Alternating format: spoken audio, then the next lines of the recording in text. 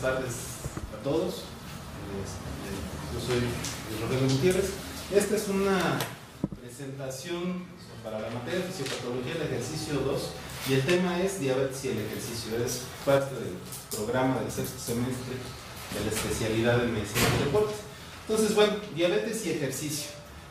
Cuando empezamos, antes de que llegaran los doctores, les preguntaba si la medicina es o no es una ciencia y si eso es importante o no es importante.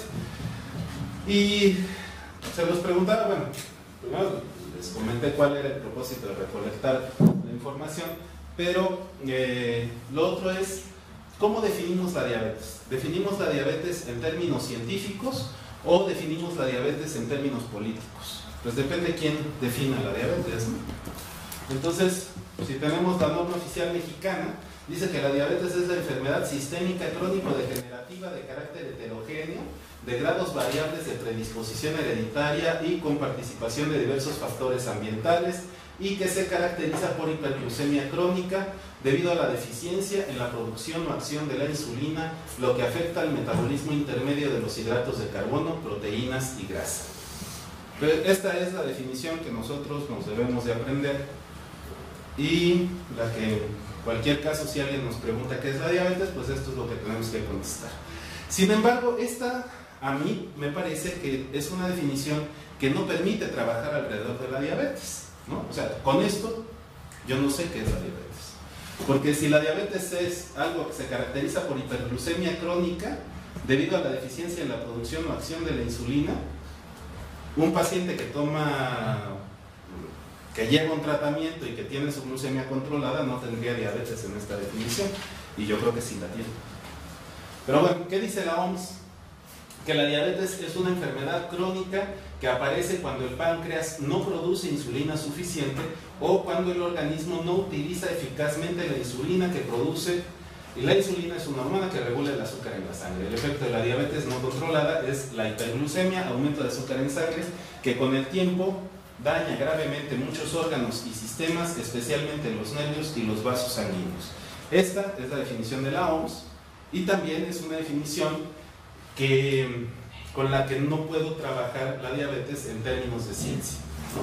Sin embargo, bueno, y utiliza eficazmente, si es eficaz o no, es un criterio, eso es un juicio, y eso a mí me enseñaron que no es ciencia, ¿no? Pero, entonces, ¿qué definición utilizar para abordar la diabetes para los médicos? Basados en el método científico, basados en decisiones sustentadas por la investigación y por el método científico.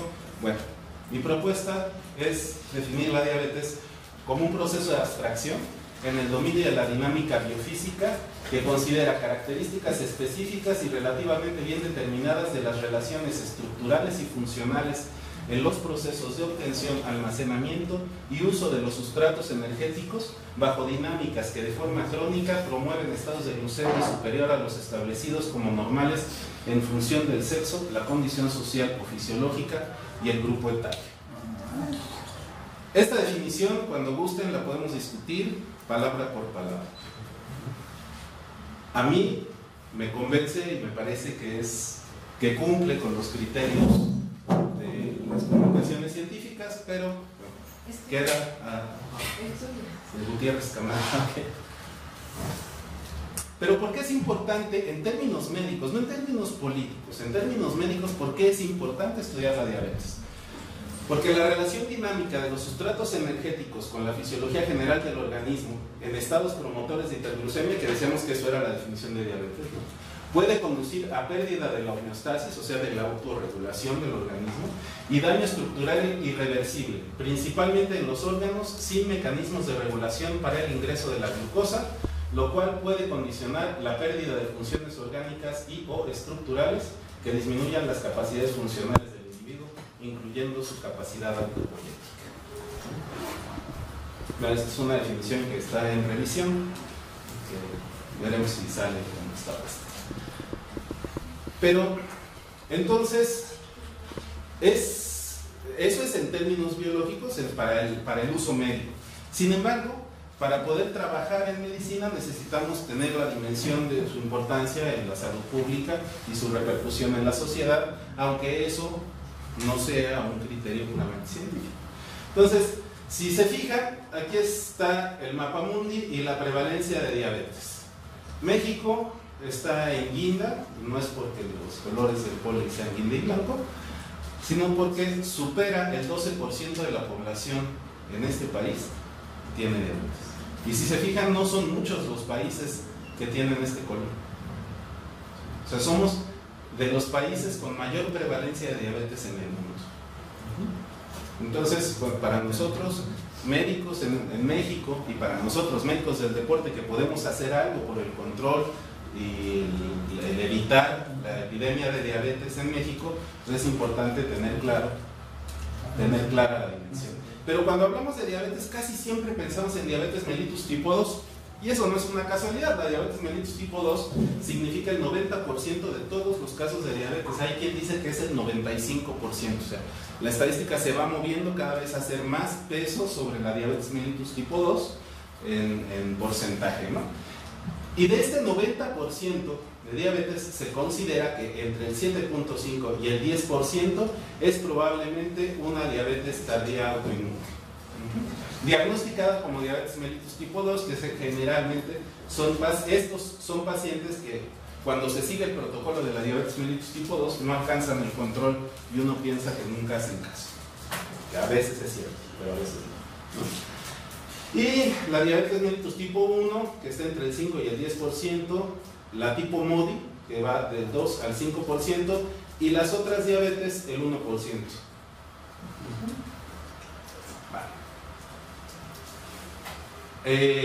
Hasta hace poco tiempo la diabetes tipo 1 se conocía como diabetes juvenil y la diabetes tipo 2 como diabetes del adulto. Sin embargo, con la transición, con la epidemia de la obesidad, la diabetes tipo 2 ya se presenta también en niños. Entonces es importante tener claro que, bueno, de este lado tenemos la prevalencia de diabetes mellitus tipo 1, en azul el 2001 y en rojo el 2009 en una población de 0 a 19 años. Este es un estudio hecho en Estados Unidos y bueno, sus criterios por raza: blancos, negros, hispanos, asiáticos de las islas del Pacífico o indios americanos. ¿Sí? Y acá tenemos diabetes mellitus tipo 2 y por el tipo de población en la que se presenta solo va de 10 a 19 años el estudio. ¿Sí? Si se fijan, los hispanos no somos los que más, sino son los indios americanos y los negros. De los indios americanos hay varios estudios muy interesantes con los indios Pima, porque hay Pima en Estados Unidos y hay indios Pima en México. Genéticamente son idénticos y la prevalencia de diabetes es muy distinta. Bueno, entonces, pero ¿cuál es la dimensión entonces de estas? De la diabetes. Bueno, en el 2012 la Federación Internacional de la Diabetes hizo un muestreo y calculó que la prevalencia de diabetes en México es del 15.59%. En el mismo año, la ENSALUD calculó que es el 9.2% de la población. Háganle caso a quien ustedes quieran. 9.2 de todos modos es una brutalidad de gente, ¿no? Muchísimo. Y la Federación Internacional de Diabetes calculó que en México el gasto promedio por año por persona es de $815.53, o fue de $815.53. El 50% de este gasto es absorbido por los pacientes directamente y el otro 50% es absorbido por el sistema de salud. Si el 100% de esto lo hubiera absorbido el sistema de salud, hubiera consumido el 25% de todo el presupuesto del sistema de salud.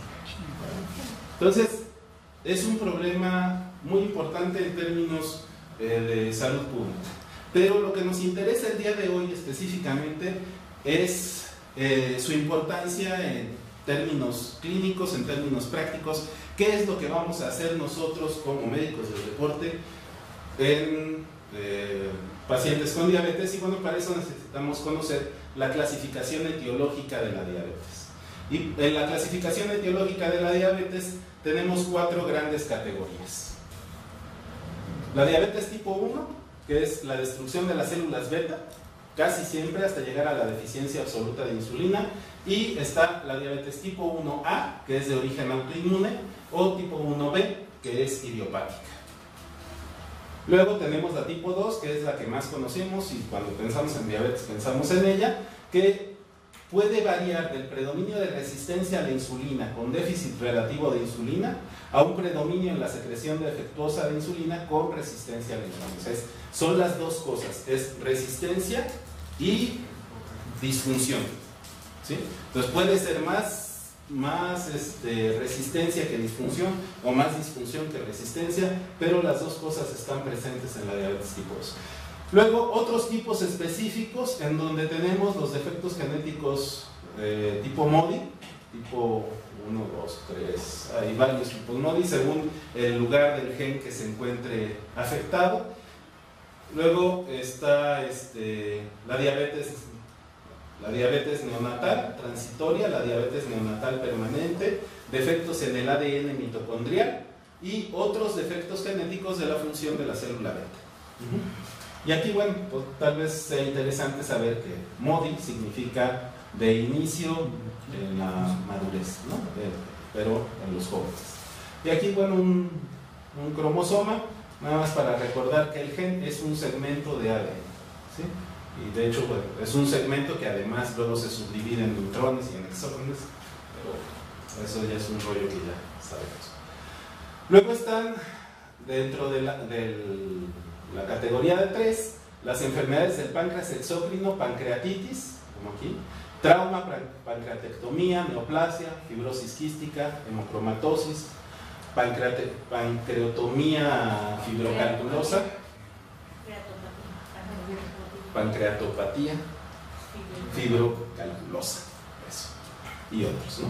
Y las endocrinopatías, ya no les tengo que explicar ni ponerles el circulito aquí como nos hizo Alan, ya sabemos de qué se trata, ¿no? Acromegalia, síndrome de Cushing, glaucoma, fibromuscitoma, hipertiroidismo, son problemas endócrinos. Luego está la inducida por fármacos o químicos, que es importante que tengamos claro. Hay diabetes que son inducidas, la mayoría de estas, a ver, son muy raras, pero la mayoría de las que se presentan por fármacos se deben a rodenticidas, a vapor, ¿sí? Pero también el ácido nicotínico, los glucocorticoides, la hormona tiroidea, mesoxide, agonistas beta-adrenérgicos, tiacidas, fenitoína, interferón gamma y otros pueden producir diabetes.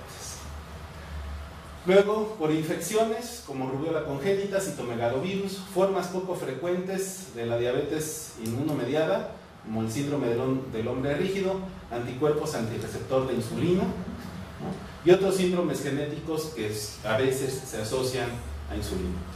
El primero, síndrome de Down, Klinefelter, Turner, Bormann, etc., ¿no? Porfiria, distrofia miotónica, síndrome de Prader-Willi.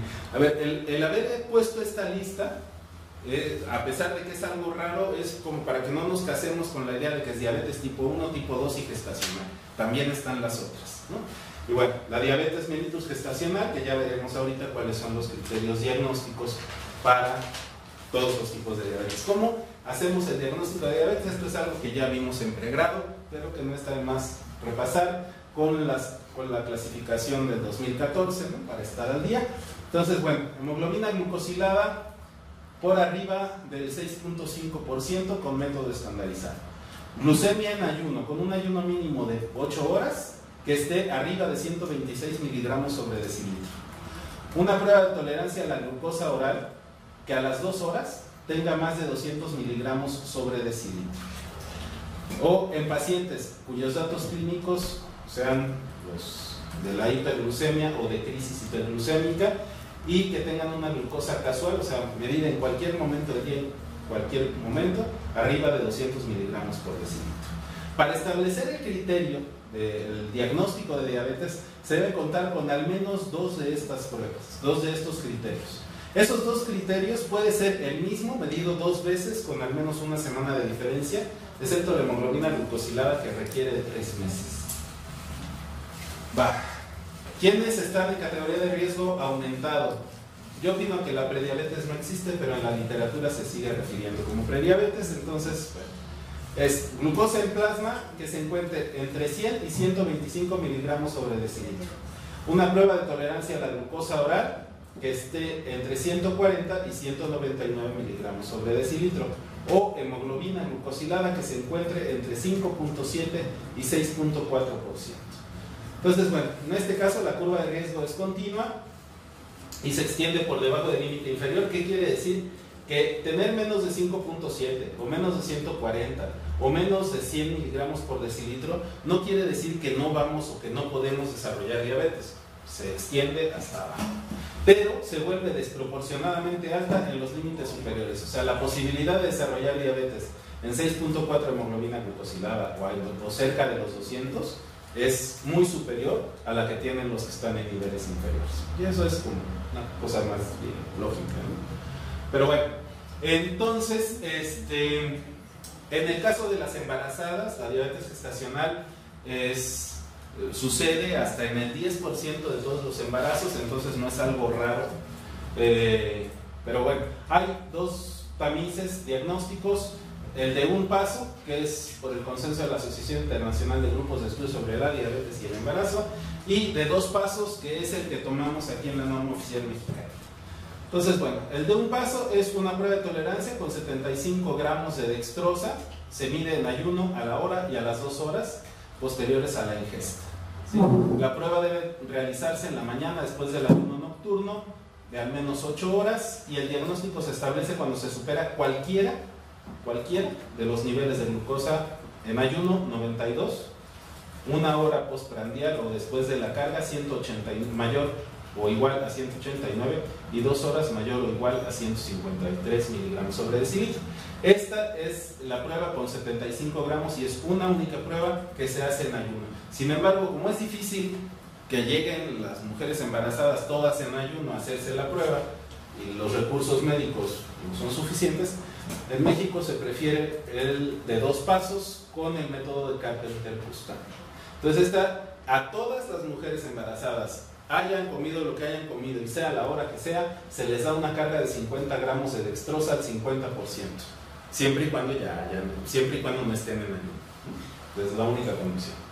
Dice, mire, si los niveles de glucosa superan los 140 miligramos por decilitro después de 1 hora de la carga, entonces se cita a la paciente para hacerle una prueba con 100 gramos de dextrosa al 50%. Y entonces, ahí sí, que llegue con ayuno de 8 horas, etcétera, etcétera. Ese es el segundo paso.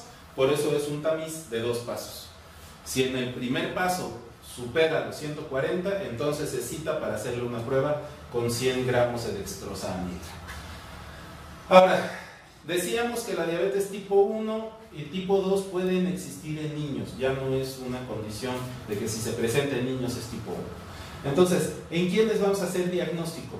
En niños con sobrepeso cuyo índice de masa corporal esté por encima del percentil 85 para la edad de peso, o que pesen más del 120% ideal para su talla. ¿Sí?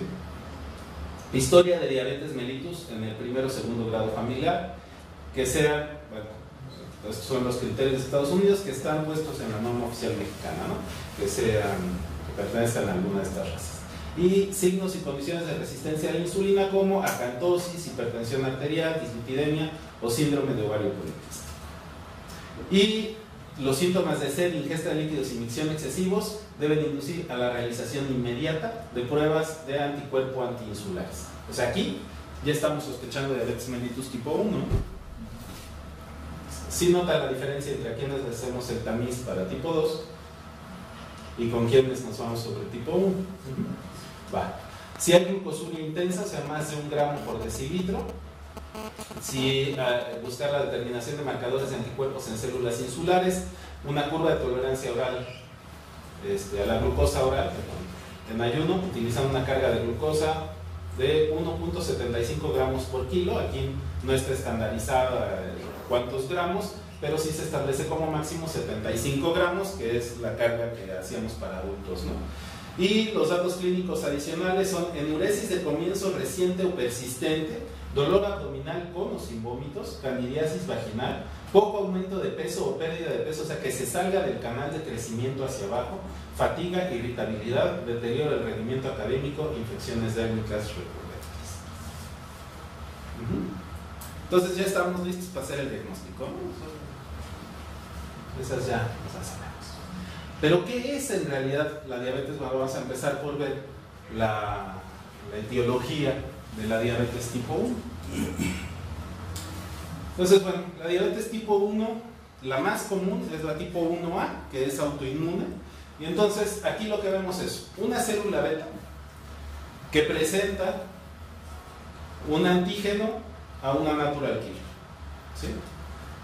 Y bueno, es se los da a los presentadores de antígenos, a las células dendríticas. La célula dendrítica captura la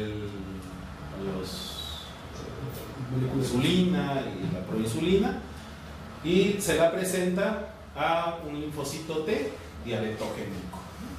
Entonces, una vez que se hace el registro de los distintos marcadores celulares de la célula beta, entonces empieza el proceso de reproducción, ¿no? La mimesis molecular es otro mecanismo que quiere decir que el organismo se enfrenta en general a un virus que se parece a una célula beta pancreática y entonces desarrolla un proceso de inmunidad contra el virus, pero en el camino, como hace un sistema de defensa muy similar a la célula beta, se echa también a la célula beta, ¿no? Y entonces tenemos aquí las natural killer que llegan a la célula beta y descargan todas las enzimas de citotoxicidad. ¿Vale? Entonces, bueno, este es ya un esquema más completo. Como sucede, va del páncreas, daño a la célula beta con apoptosis o infección viral. Recuerden que si hay apoptosis, la posibilidad de una respuesta autoinmune es más lejana, pero si hay necrosis es muy probable que suceda esto. De aquí drena los nódulos linfáticos. En los nódulos linfáticos se desarrollan las células T patogénicas con antígeno específico para los islotes y se activan los macrófagos. Aquí recuerden esto de los macrófagos porque es clave para diabetes tipo 1 y diabetes tipo 2, ¿no? Las dos. Luego, la expansión de las células T patogénicas se reproducen, llegan otra vez al páncreas, atacan a las células beta y se refuerza a través de una retroalimentación entre las distintas células, se refuerza la actividad autoinmune. Entonces se va escalando, eso hace que las personas con diabetes tipo 1 puedan empezar o puedan debutar con una cetoacidosis y que con pocos niveles de insulina se controlen, pero que cada vez requieran más insulina en el camino, además de que desarrollan resistencia a la insulina. Y la diabetes mellitus tipo 1B, que es la paroxística, la idiopática, perdón. Bueno, también se conocen algunos genes que pueden ser diabetogénicos y aquí es la incidencia por 100.000 casos. Esto es lo predicho con la presencia de genes que producen ausencia de aspartato en la posición 57 de la cadena beta de la insulina y lo observado con diabetes tipo 1. Entonces, si se fijan, lo predicho y lo observado están muy cerca. Entonces, también se puede ver a defectos genéticos. ¿Vale? Bien. Este esquema es el que más nos interesa como médicos del deporte. Este esquema completito vale mucho la pena que nos lo sepamos. ¿Por qué? Aquí está la insulina. Muchas veces, y aún entre médicos, es muy común pensar que la insulina sirve para controlar los niveles de glucosa, ¿no? Eso es algo que nos han repetido a lo largo de toda la carrera. La insulina es fundamental en el control de la glucosa, pero lo que hace es unirse a un receptor. Los problemas de sensibilidad a la insulina o de los problemas de diabetes de glucosa pueden darse en cualquier parte del recorrido. Lo más común es que sucedan en problemas asociados a la insulina, a su producción o a su receptor, pero no falla solamente ahí, ¿no?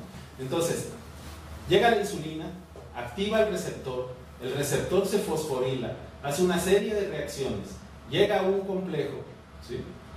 Y en esta serie de reacciones también estimula las vesículas que contienen receptores GLUT4, que son transportadores de glucosa, para que las vesículas de GLUT4 se transporten. Ahí está, ¿no? Se ve mejor. Aquí, GLUT4, las vesículas se transportan, se expresan en la membrana celular y entra la glucosa a la célula. ¿Sí?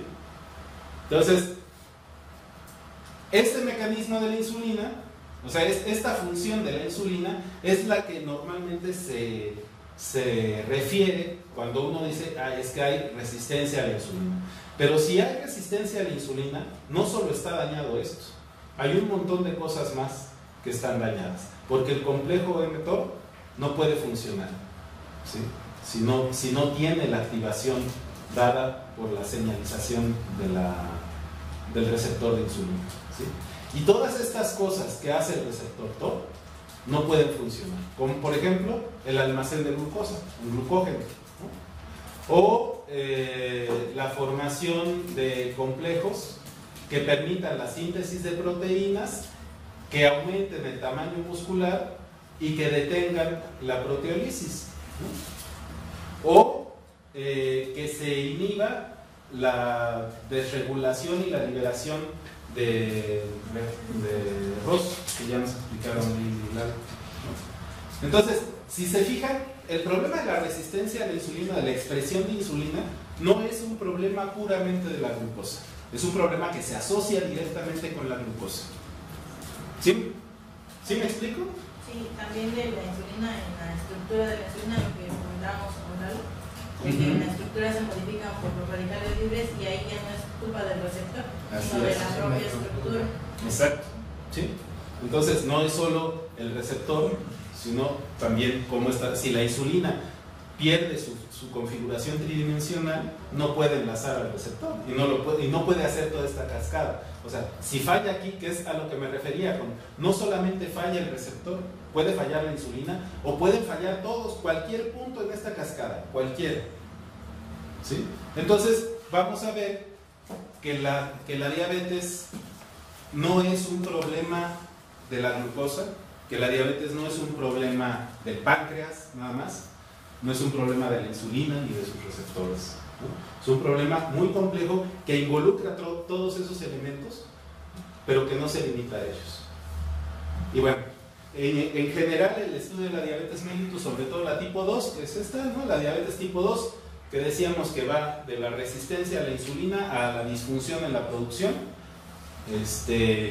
y a la fecha se considera que el primer dato es una disfunción pancreática, hay una pérdida en la función, en la producción de células beta en el páncreas, y de ahí arranca todo el proceso.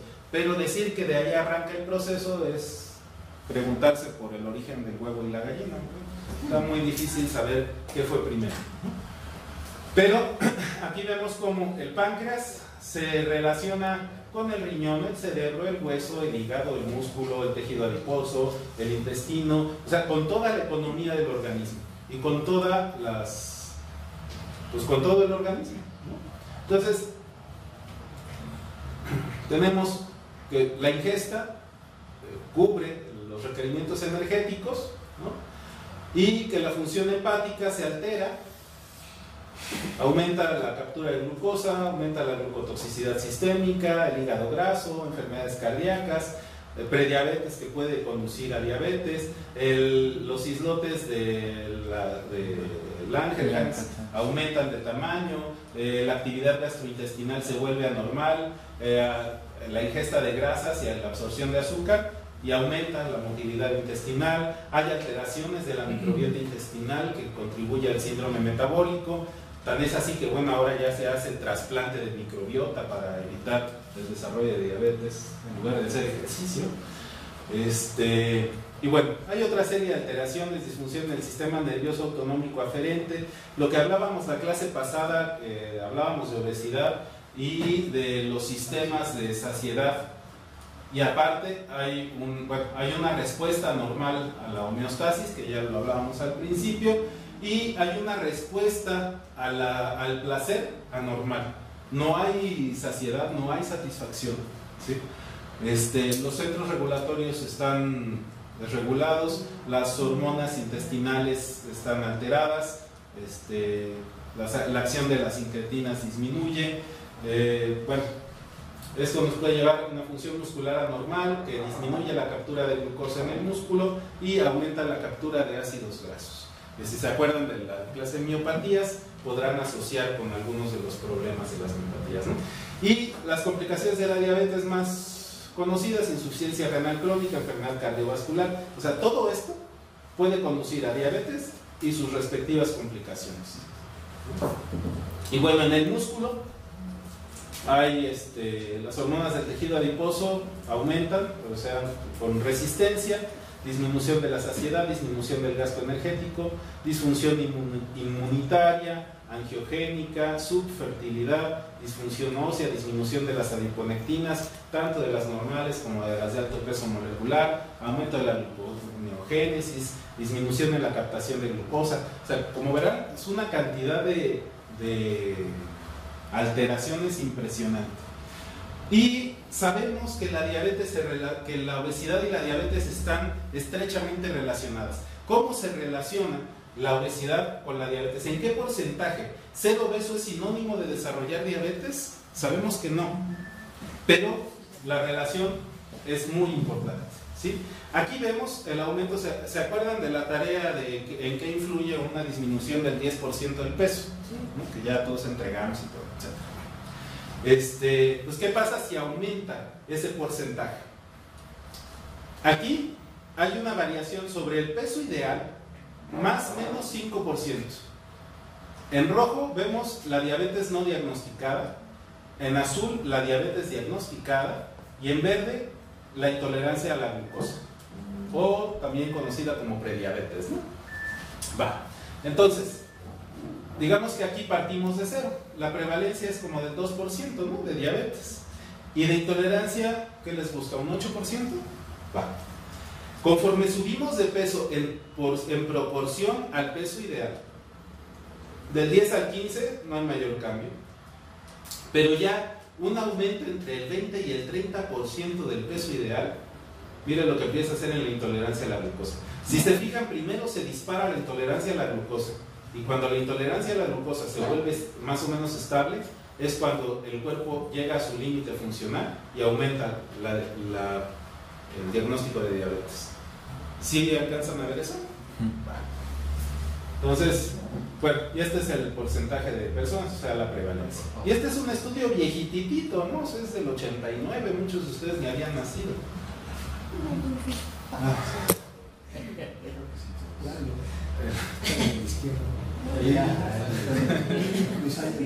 Y la actividad física, o sea, si nosotros decimos que la actividad física es fundamental para el tratamiento de la diabetes, ¿cómo influye la actividad física en términos de la mortalidad, ¿no? O sea, en términos de salud.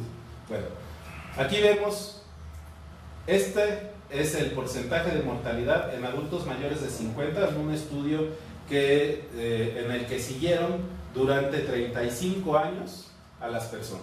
O sea, imagínense diseñar el estudio desde hace 35 años para publicarlo en el 2009.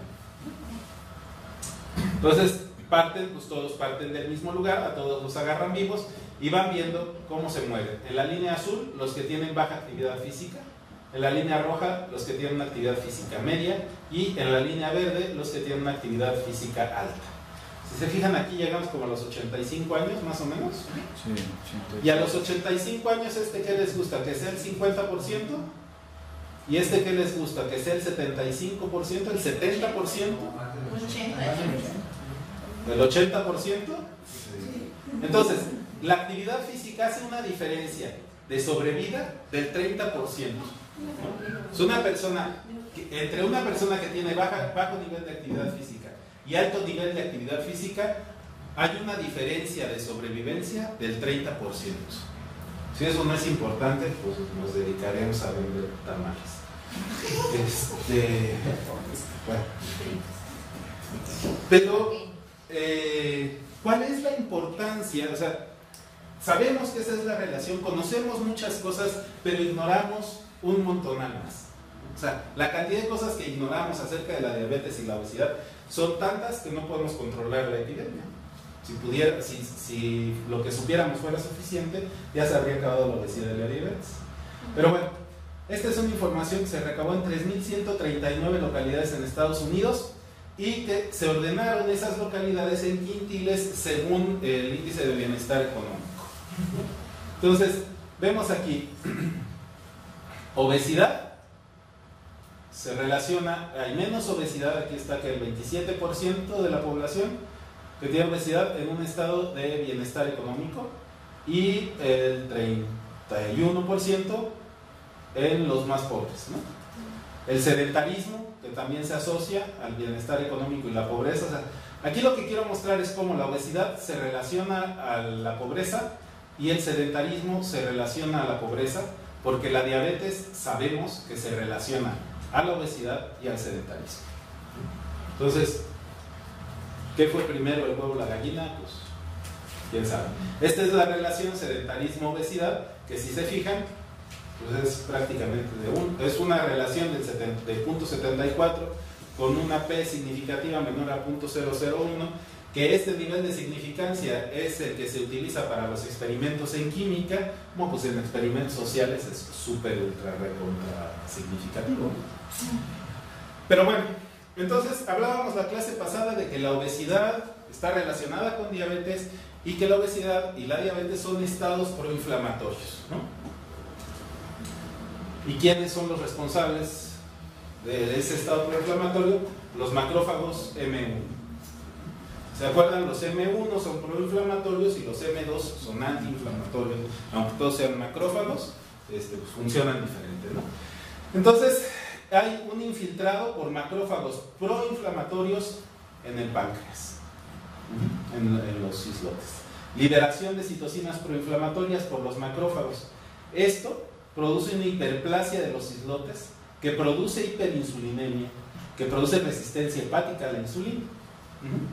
Y la resistencia hepática a la insulina produce hiperinsulinemia, que produce hiperplasia de los islotes. Es un círculo vicioso del que todavía no aprendemos cómo salir.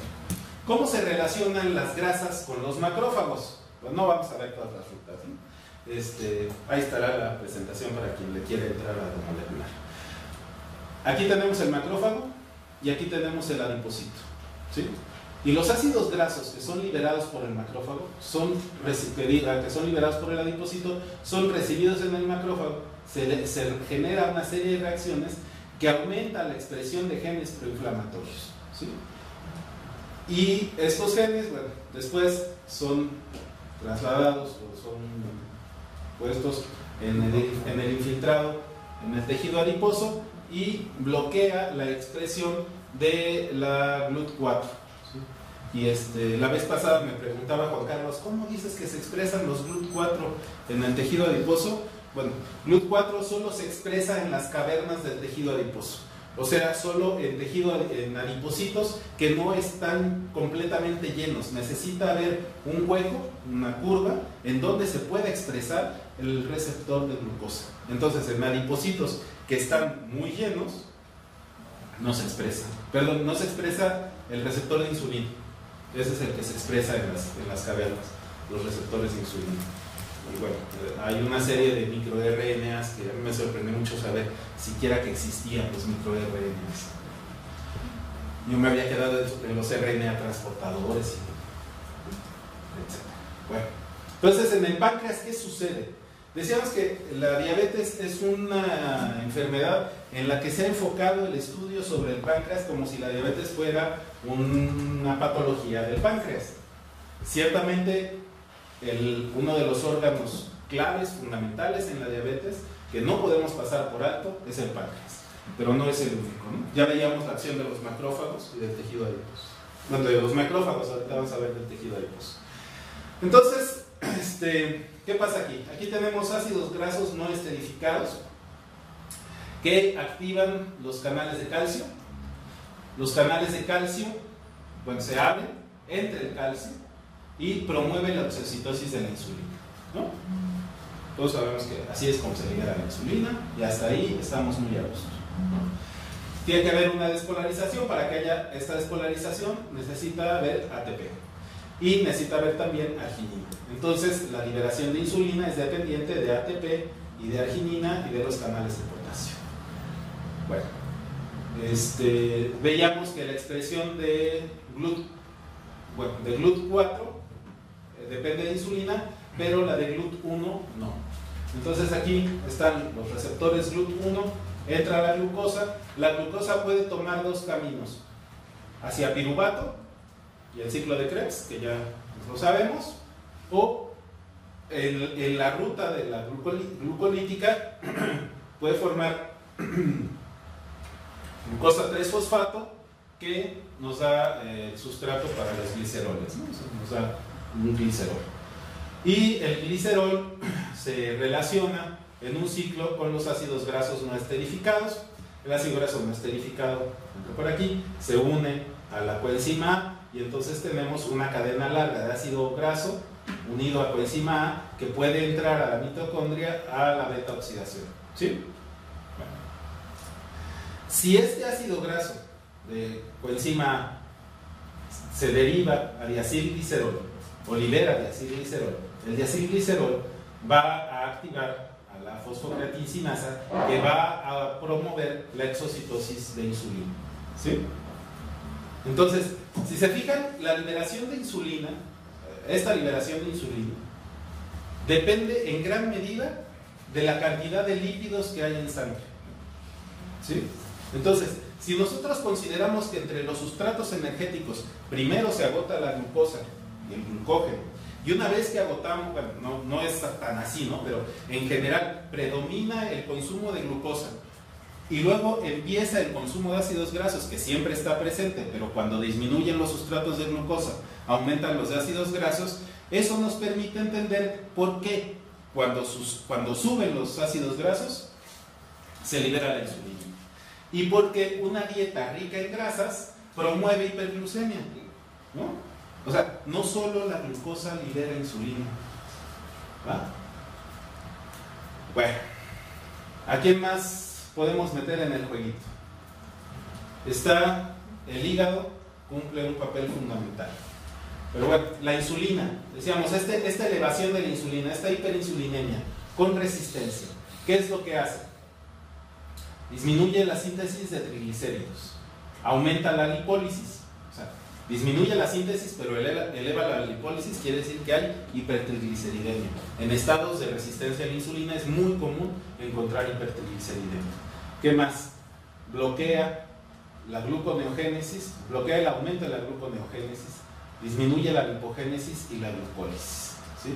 Disminuye la captura de glucosa, disminuye la síntesis de proteínas, bloquea la degradación de proteínas, aumenta la glucogénesis en el músculo y disminuye la glucólisis en el músculo. ¿Sí? Entonces, si se fijan, esto es lo que hace en el músculo y esto es lo que hace en el hígado. ¿Vale? Entonces, en el músculo tenemos una serie, no vas a ver las vías, pero lo que me interesa es aquí, la resistencia a la insulina disminuye la sensibilidad a esta, y los procesos proinflamatorios también promueven la resistencia a la insulina. El problema de la resistencia a la insulina en el músculo con procesos proinflamatorios es que promueven vasoconstricción, y vasoconstricción produce isquemia. Y los procesos de isquemia y reperfusión de las que nos hablaban son fundamentales para entender el proceso de oxidorreducción, ¿no? Y de daño muscular. Los podemos entender también con la resistencia a la insulina. ¿Sí? Entonces, bueno, el hígado, decíamos, el hígado promueve, o bueno, disminuye la proliferación de células beta. ¿Sí? Y aquí sí es para clavarse una semana a estudiarlo. Estos son los procesos metabólicos en el hígado a nivel hepático. Son súper complejos, súper interesantes, y nos tomaría toda una hora o más, nada más meternos ahí.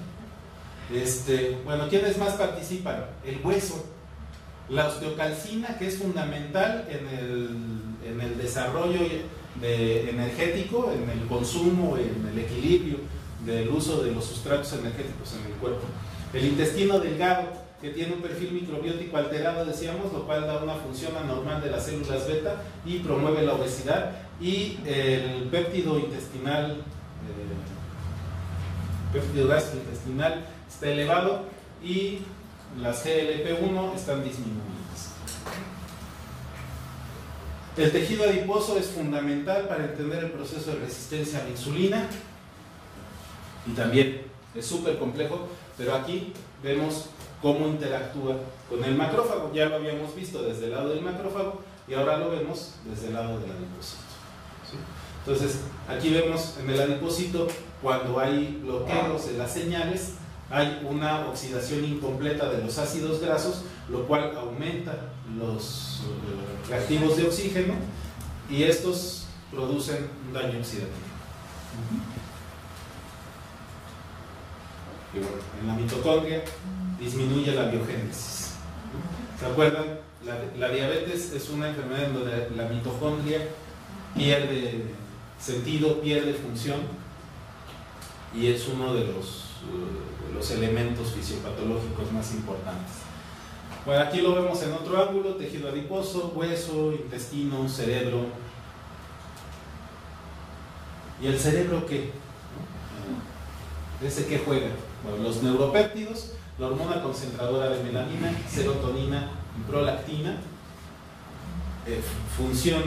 promueven la función de la célula beta, la proliferación de la célula beta disminuye, hay una hipertrofia de estas células y disminuye la sobrevivencia de la célula beta. Algo que a mí me llama la atención, que creo que es importante saber, es que aumenta la producción de insulina por las células beta, eso produce una hipertrofia de las células beta, pero la célula beta no se muere porque se canse de producir, ¿no? Que es algo que yo aprendí en el pregrado, no sé cómo, sino que la célula beta crece y crece cada vez más, pero para poder liberar la insulina necesita tener forma de ínsula, necesita ser un montoncito, una montañita aislada dentro de todo el páncreas. Crece tanto que empieza a tocar a las otras células, a los otros islotes, y entonces dejan de ser islas para convertirse en continentes y pierden su función. Y ahí ya no puede liberar la insulina. Entonces, no es que se cansen, aunque hay un proceso de necrosis de las células beta, ¿no? O sea, no es que no exista, también existe, pero es una pérdida de la morfología y una pérdida de las células en sí mismas. Entonces, bueno, ¿qué es lo que produce la resistencia a la insulina?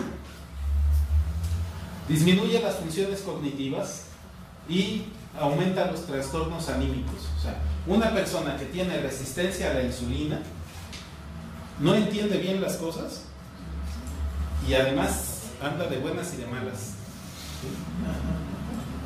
Lo más que su jefe más bueno. No, pues también se trastorna, ¿no? Vale. Entonces, ¿qué hace el hipotálamo, el núcleo arcuato? La liberación de péptidos orexigénicos y anorexigénicos. ¿Qué quiere decir?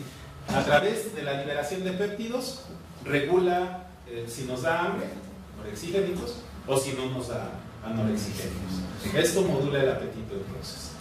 Libera gonadotropinas y al disminuir la liberación de gonadotropinas tenemos hipogonadismo hipotalámico. Esto es solo de resistencia a la insulina, que es fundamental en la diabetes tipo 2. Decíamos que hay dos procesos, ¿no? Uno, la liberación de insulina, y otro, la resistencia. Aquí estamos viendo los efectos de la resistencia a la insulina.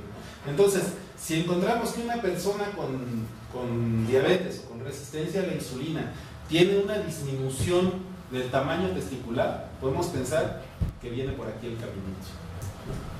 Bien, la actividad de la grasa parda disminuye y esto produce hipotermia. ¿Por qué? Porque la grasa parda está constituida por un montón de mitocondrias que están desacopladas de la producción de ATP y que entonces lo que producen es calor. Si disminuye la actividad de la grasa parda, no hay producción de calor suficiente y hay hipotermia. Y disminuye la masa de la grasa blanca por resistencia a la insulina. Aquí hay una especie de aparente contradicción, ¿no? Sube el apetito y disminuye la masa. ¿Por qué? La insulina es una hormona fundamentalmente anabólica. Entonces, si hay resistencia a la insulina, se van a favorecer los procesos catabólicos, no los anabólicos. Si hay resistencia a la insulina, lo que se favorece es la disminución de la masa grasa blanca. Pero está aumentado el apetito. Además, este apetito está aumentado para elementos que liberen, que sean promotores de hiperinsulinemia, ¿no? Y de hiperglucemia. Entonces, en general, a la gente se le antoja el pan de dulce que tiene grasa y azúcar y sube los niveles de glucosa en sangre rapidísimo. Entonces, bueno, ese aumento del apetito y el tipo de cosas que se le antojan a la gente hace que la masa grasa blanca, aunque está inhibida por la resistencia a la insulina, aumente de tamaño por los hábitos de ingesta. Y bueno, aquí tenemos el núcleo del tracto solitario en combinación con el núcleo dorsal motor vagal. Tenemos una respuesta disminuye las respuestas a la hipoglucemia, ¿sí? Y hay un aumento de la liberación de la glucosa hepática. El responsable directo de la glucemia en ayuno es el hígado. Entonces, si nosotros tenemos hiperglucemia en ayuno, que es el primer criterio de diagnóstico para la diabetes, quiere decir que la sensibilidad a la insulina hepática ya está tocada. Y para que se toque ahí es porque ya llevamos rato haciendo algo mal. ¿Quién más juega? ¿Quién nos falta? Los riñones. ¿Y qué hacen los riñones en el control de la diabetes? Sufren mucho. Y aparte de que sufren mucho, reabsorben la glucosa, ¿no? Entonces, a nosotros nos enseñaron que hay una tasa de reabsorción renal, que cuando la glucosa supera los 200 miligramos sobre decilitro en plasma, entonces se tira, ¿no? Sí, en la mayoría de las personas, no en diabetes. Si no, no podríamos explicarnos cómo hay gente que alcanza 600 miligramos sobre decilitro, ¿no? Vale, entonces, aquí están los receptores GLUT2 o SGLT2, y estos pueden generar gradientes de glucosa de hasta 70 veces. O sea, 70 veces de diferencia de glucosa entre un lugar y el otro, y eso permite jalar glucosa hacia el interior del cuerpo, o sea, reabsorber la glucosa que ya se estaba tirando. Y esto es en el túbulo contorneado proximal. En el mismo túbulo contorneado proximal, pero en su porción distal, están los receptores GLUT1. Y los receptores GLUT1 se acoplan al receptor de sodio, bueno, al sodio. Entonces entra glucosa con sodio, ¿no? Que este es el fundamento, la existencia de receptores GLUT1 en el intestino es el fundamento para que funcionen los sueros vida oral. En el suero vida oral entra la glucosa de volada al cuerpo porque está siendo acarreada por sodio. Por eso las papas con sal son tan sabrosas y les pueden echar medio kilo de sal y no se salan. Vale. Pero ¿qué pasa entonces en la diabetes? Aquí tenemos el grupo control y el grupo de diabetes. Este es el número de veces que está expresada el microRNA para el GLUT2. Entonces, el GLUT2, decíamos, es el responsable de la reabsorción en la porción proximal del túbulo contorneado distal. Perdón, del túbulo contorneado proximal. Y en personas con diabetes se expresa hasta 4 veces más. ¿Sí? O sea, es capaz de reabsorber 4 veces más glucosa. Vale.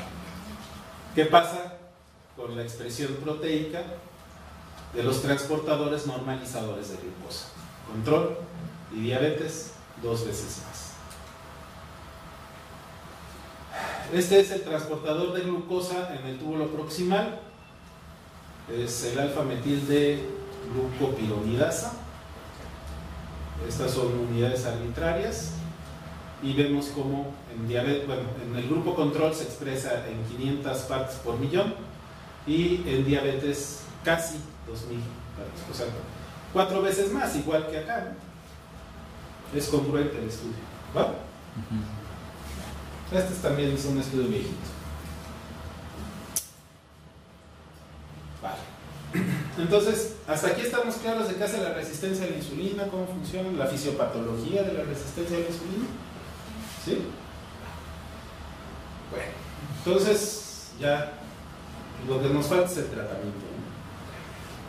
¿Qué pasa si nuestro problema es el suministro de insulina?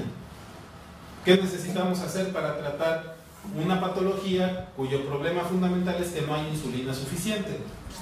Pues le damos insulina, ¿no? No hay como mucha ciencia. Vale. ¿Cómo tratamos a una persona con diabetes? Más allá de los criterios estrictamente biológicos, de lo que le funcionaría mejor a la persona, las guías desde el 2012 consideran que es importante singularizar y ver en qué condiciones está el paciente y a partir de ahí establecer las metas de tratamiento y hacerlas más estrictas o menos estrictas. O menos estrictas. ¿Sí? Entonces, la actitud del paciente y las expectativas que tiene el paciente alrededor del tratamiento, ¿no? Si está muy motivado, se adhiere al tratamiento y es capaz de autocuidarse de forma muy eficiente, hay que ser muy estrictos. Pero si este mismo paciente, si este paciente está poco motivado, no se adhiere y no tiene capacidad de cuidarse, pues entonces las metas van a ser menos estrictas. Y así para todo lo demás. Potenciales riesgos asociados a hipoglucemia. Si el riesgo es bajo, más estricto. ¿Por qué? Porque tenemos menos posibilidades de dañar con una hipoglucemia. Pero si hay más riesgo, pues entonces menos estricto. ¿Cuánto tiempo tiene con la diabetes? ¿Tiene poco tiempo? Hay que ser más estricto. ¿Tiene más tiempo? Hay que ser menos estricto. ¿Cuánto tiene de esperanza de vida? Es lo mismo tratar a una persona con diabetes que tiene 40 años que a una persona con diabetes que tiene 80 años y que ya no es autónoma, ¿no? O a dos personas que tienen 80 años, una que sí va al baño por sí misma y la otra que depende de su familia y de los cuidados para hacer todo en la vida, pues son tratamientos distintos, ¿no? Entonces, esperanza de vida larga, más estricto; corta, menos estricto. Comorbilidades importantes, si no hay comorbilidades, más estricto. Si las comorbilidades son pocas o bien son muchas pero son de intensidad moderada, entonces a nivel medio. Y si las comorbilidades son graves, entonces más estrictos. Las complicaciones vasculares establecidas, si no hay, más estrictos. Si hay pocas o moderadas, más moderado. Y si son graves, menos estrictos. Y finalmente, si la persona tiene recursos y sistema de soporte, redes de apoyo, etcétera, si son disponibles, más estrictos, y si son limitadas, menos estrictos, ¿no? Y estos criterios están diseñados para evitar la frustración de paciente y médico, ¿no? Entonces, los tipos de insulina hay: regular, lispro, asparglusina, de acción intermedia, NPH, de acción prolongada, de Tevir y glargina, ¿no? Cada una de ellas tiene un inicio de distinto tiempo, hace picos en momentos diferentes, son más o menos estables, ¿no? O sea, por ejemplo, la NPH es la que tiene rangos más amplios de todo, ¿no? ¿Cuánto tiempo dura? Y cómo es el vial, cómo es la apariencia de la insulina en el vial, ¿vale? La única turbio pues es la NPH. Y bueno, para poder prescribir un tratamiento con insulina, debemos tener claro cómo funcionan las curvas de insulina, ¿sí? De cada tipo de insulina. Y estas son las curvas en el tiempo y la velocidad de infusión, o sea, la velocidad en la que se absorben una vez que son depositadas, a qué velocidad se absorben, ¿sí? Entonces, ya teniendo claras, sabiéndonos de memoria todas estas, podemos establecer planes de combinaciones para el tratamiento de la diabetes tipo 1. En el caso de la diabetes tipo 1, ¿Qué precauciones debemos tener para la prescripción del ejercicio? El ejercicio es fundamental en los pacientes con diabetes tipo 1. El ejercicio aumenta la sensibilidad a la insulina. Y ustedes me dirán, bueno, sí, pero en la diabetes tipo 1 el problema es la producción, no es la sensibilidad, ¿no? Pero con la evolución de la enfermedad, por la evolución de la diabetes tipo 1, los pacientes desarrollan una resistencia a la insulina de hasta el 40%. Entonces, es fundamental el ejercicio también en ellos. Finalmente, los seres humanos somos animales que necesitamos movernos, tenemos sistema nervioso, eso quiere decir que necesitamos movernos. ¿Qué precauciones debemos tomar? El principal determinante de la regulación de glucosa durante el ejercicio en estos pacientes, en pacientes con diabetes tipo 1, es el nivel de insulina. Entonces, necesitamos saber cuánta insulina se está poniendo, cuál es el nivel de sensibilidad a la insulina.